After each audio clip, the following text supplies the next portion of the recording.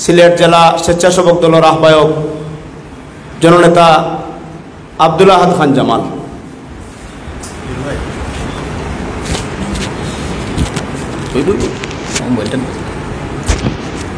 বিসমিল্লাহির রহমানির রহিম।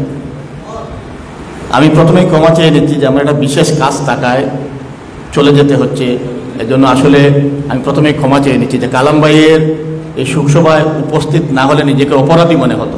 এই জন্য আমার আশা আজকের এই শোকসভা সংগ্রামী সভাপতি, সদর উপজেলা বিএনপির সংগ্রামী সভাপতি এবং জেলা বিএনপির যুগ্ম সাধারণ সম্পাদক, ছাত্রদল থেকে বেড়ে ওঠা নেতৃত্ব আবুল কাশেম, মঞ্চে উপস্থিত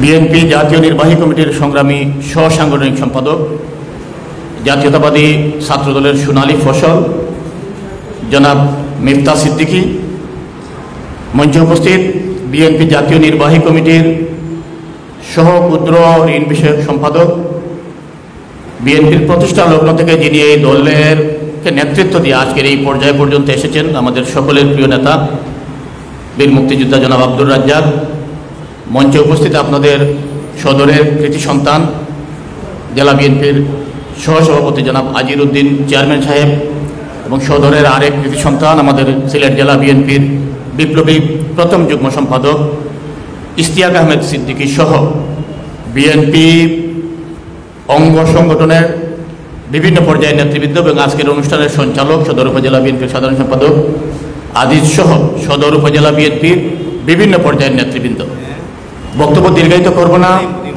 আসলে শোকসভায় দাঁড়িয়ে বক্তব্য রাখার মতো কোনো বাসাও থাকে না, আমরা বাসা হারিয়ে ফেলি, মরণশীল পৃথিবীতে আমরা কেউ থাকবো না, সবাইকে একদিন এই পৃথিবীর মায়া ছেড়ে চলে যেতে হবে, এটা ধ্রুব সত্য।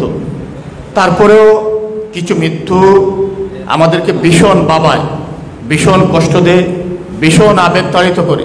বিশেষ করে আমরা যারা রাজনীতি করি, অনেক সময় আমাদের আত্মীয় স্বজনরা মারা গেলেও আমরা যতটা না কষ্ট পাই, কষ্ট অনুভব করি, তার চেয়ে বেশি কষ্ট পাই, কষ্ট অনুভব করি যারা আমাদের দলের আপনজন ছিল, দলের দুর্দিনে দুঃসময়ে যারা আমাদেরকে ভালোবাসতো, পাশে থাকতো।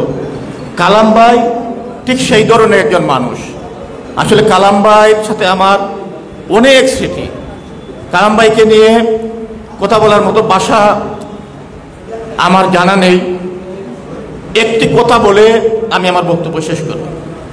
আমি কালাম ভাইকে যতদিন থেকে দেখেছি, বুঝেছি, চিনেছি, কালাম ভাই একজন মিশুক মানুষ ছিলেন, একজন ফুর্তির মানুষ ছিলেন, সকলের সাথে খুব দ্রুত আপন করে নেওয়ার মতো একটা গুণ, ছোট বড় যেই হোক, এই গুণটা ওনার মধ্যে ছিল, যেটা আমাদের অনেক বড় নেতাদের মধ্যেও নেই। কালাম ভাইয়ের সাথে আমার সর্বশেষ আসলে যখন দেখা হয়, ওনার বাড়িতে একটা কাজে আমরা গিয়েছিলাম, আমাদের বিভিন্ন অঙ্গ সংগঠনের নেতৃবৃন্দ, সিনিয়র নেতৃবৃন্দ, উনি আমাদেরকে আপ্যায়ন করার জন্য ব্যতিব্যস্ত হয়ে পড়েছিলেন। কিন্তু কালাম ভাইয়ের সাথে যে এটা শেষ দেখা, এরপরে যে আর আসলে দেখা হবে না, তিনি যে এইভাবে চলে যাবেন, এটা আমি ভাবতেও পারিনি। আন্দোলনের সময়ের একটি স্মৃতি বলেই আমি আমার বক্তব্য শেষ করি। ফ্যাসিবাদ বিরোধী আন্দোলন যখন চূড়ান্ত পর্যায়ে, প্রতিদিন যখন মিছিলে মিটিংয়ে উত্তাল, আবার আমাদের অনেক দায়িত্বশীল নেতারা, অনেক বড় বড় নেতারা যখন মোবাইল বন্ধ করে রেখে দিয়েছিলেন, নিজের দায়িত্ব যখন পালন করতেন না, এমনকি আমাদেরকে অনেক সময় ভয় দেখাতেন যে মরার জন্য জিনছি কিনা, যে প্রতিদিন মশাল নিয়ে বের হয়ে যায় কেন, ভয় দেখাতেন যে বাবা বেঁচে থাক, বেঁচে থাক। ওই সময় কালাম ভাই, ওই সময় মাইকটা হ্যালো, ওই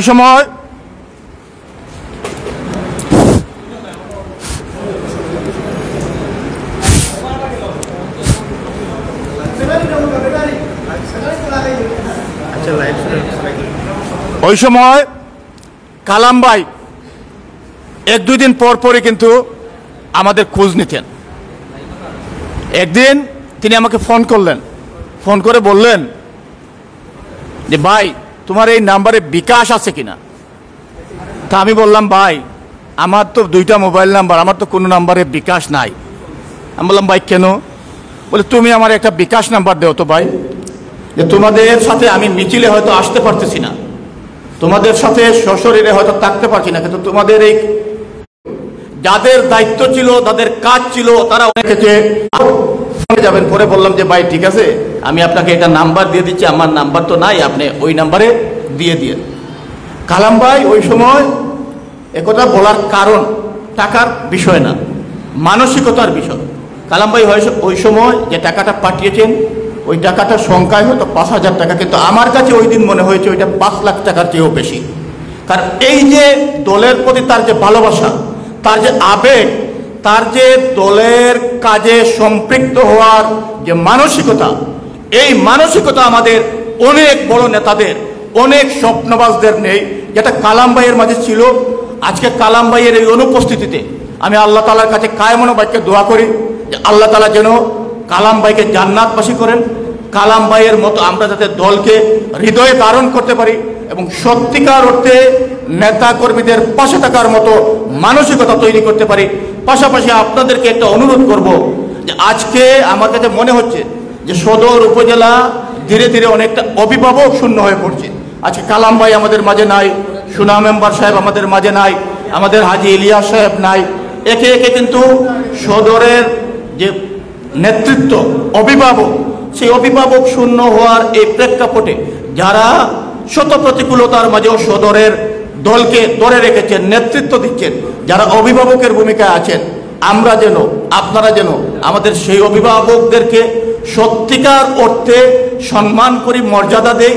জীবন দশায় যাতে মরে যাওয়ার পরে তাদের প্রশংসা না করে বাস্তবিক জীবনে তাদেরকে যদি আমরা সম্মান দেই, কদর করি, তাহলে তারা মরে গেলে, চলে গেলে তাদের আত্মা শান্তি পাবে। আপনাদের সকলের প্রতি সেই আহ্বান জানিয়ে কালাম ভাইয়ের সুখকে শক্তিতে রূপান্তরিত করে দেশনেত্রী বেগম খালেদা জিয়া এবং তারেক রহমানের নেতৃত্বে গণতান্ত্রিক বাংলাদেশ বিনির্মাণে আপনারা আপনাদের প্রচেষ্টা অব্যাহত রাখবেন এই প্রত্যাশা ব্যক্ত করে, এবং কালাম ভাইয়ের জন্য সদর উপজেলা বিএনপি এই শোকসভার আয়োজন করার জন্য সদর উপজেলা বিএনপির নেতৃবৃন্দকে ধন্যবাদ জানিয়ে আমি আমার বক্তব্য এখানে শেষ করছি। আল্লাহ হাফেজ। বাংলাদেশ জিন্দাবাদ। শহীদ জিয়া অমর হোক। দেশনেত্রী বেগম খালেদা জিয়া জিন্দাবাদ। আমাদের প্রিয় নেতা, আমাদের অভিভাবক জনাব তারেক রহমান জিন্দাবাদ। বৃহত্তর সিলেটের কৃতি সন্তান জননেতা এম ইলিয়াস আলী জিন্দাবাদ।